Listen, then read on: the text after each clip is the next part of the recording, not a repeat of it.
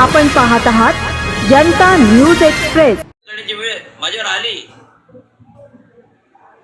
ज्यावेळेस मी खिडकीवरती चढलो गॅलरीच्या, सकाळी पहाटे चढलो आणि चढला असताना मुलीला काहीतरी आवाज आला म्हणून ती थटकन उठली. मुलगी माझी लहान होती, 12 वर्षाची होती.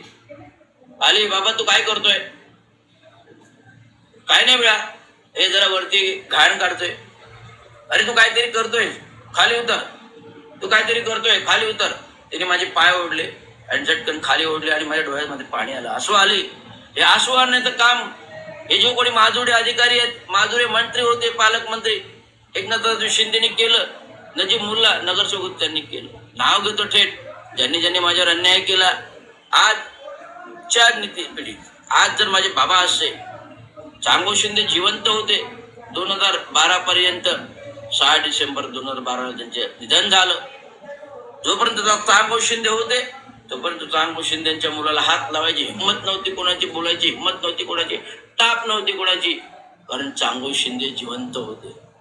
चांगो शिंदेची शैली आहे, जो कोणी अंगावर आला त्याने शिंगावर घेऊन डोक्यामध्ये खुर्च्या घातलेल्या आहेत. जो कोणी अंगावर आला त्याला शिंगावर डोक्यामध्ये खुर्च्या घातलेल्या आहेत अधिकाऱ्यांच्या. लक्षात घ्या, चांगो शिंदेचा इतिहास आहे.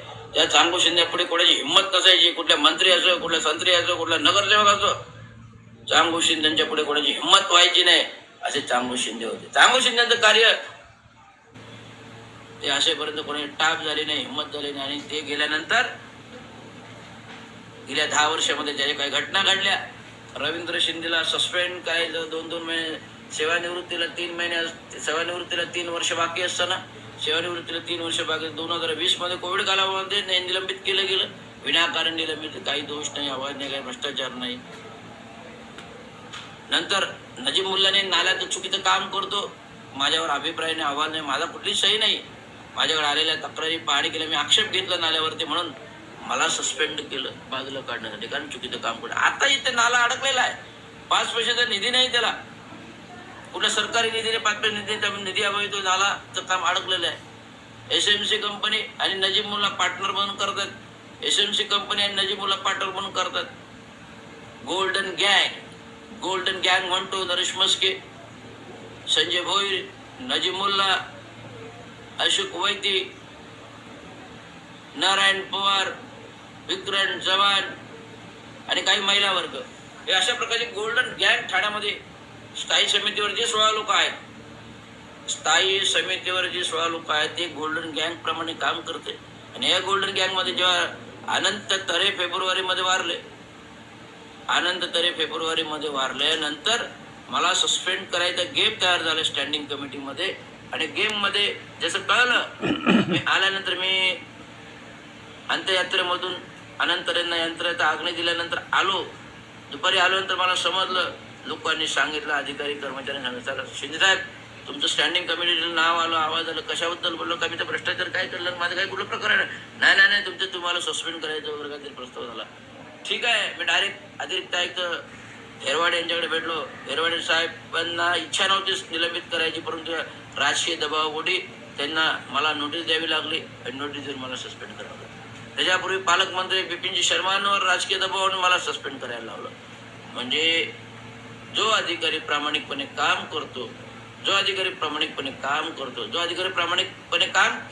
आलंय, त्याचं कुठलंही घोटाळा, कुठलंही चौकशी, कुठलंही चुकीचं काम, कुठल्याही गोष्टी नसताना अचानक निलंबित केलं जातं. का तर एखाद्या गोष्टीवर, मंत्र्यांच्या गोष्टीवर मी आक्षेप नोंदवला म्हणून निलंबत, एखाद्या चुकीच्या कामावर आक्षेप नोंदवला म्हणून निलंबत, ही पहिलीच परंपरा आली आहे महानगरपालिकेमध्ये. आणि जे कोटी भ्रष्टाचार करतात त्याच्यामध्ये असंख्य अधिकारी आहेत.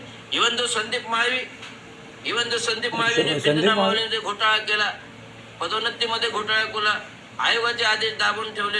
आता आयोगाची चौकशी आली आहे, 4 पद भ्रष्टाचारी पद्धतीने घेतो. या माजुडे अधिकाऱ्याला मी बंड उभारलेला आहे. या माजुडे अधिकारी संदीप माळवी रिटायर्ड होण्यापूर्वी बडतर्फ झाला पाहिजे, निलंबित झाला पाहिजे. रिटायर्ड होण्यापूर्वी निलंबित झाला पाहिजे. हे माझं आंदोलन आहे, बंडाचं आंदोलन आहे. मी सांगतोय, आयुक्तांना इशारा दिला. आता आयुक्तांना मी पत्र दिले, 20 तारखेच्या घटनेवर सोमवारी भेटलो, आयुक्तांना पत्र दिले की तात्काळ निलंबनाची कारवाई करा. निलंबनाची कारवाई नाही झाली तर बंड आहे, हे महाजुर्ड्या अधिकाऱ्याला निलंबित व्हावंच लागेल. या महाजुर्ड्या अधिकाऱ्याला निलंबित व्हावं. ज्याने माझ्या आईबापावरून शिव्या दिल्या, तुला ठोकून टाकेल, तुला मारून टाकेल, हे आयुक्त दालनासमोर त्याने म्हटलं. सीसी कॅमेऱ्यामध्ये फुटेजमध्ये रेकॉर्ड आलं. तर आयुक्तांनी मी विचारणा केली. सेवा शर्ती नियमावलीचा भंग केलेला आहे. आणि सेवा शर्ती नियमावली 1949 महाराष्ट्र शासन 1949-1979 कडे अंतर्गत जो काय भंग झाला, त्या भंगानंतर त्याने शिस्तभंगाची प्रथमतः नोटीस द्या 24 तासाची आणि नंतर निलंबन करा, अशी माझी मागणी आहे. त्यामुळे माजुर्डा अधिकाऱ्यावर माझं बंड आहे. माजुर्डा अधिकारी संदीप माळवी याच्या विरोधात बंड आहे. माजुर्डा अधिकारी संदीप माळवी विरोधात बंड आहे. त्याला निलंबित केल्याशिवाय मी स्वस्थ बसणार नाही.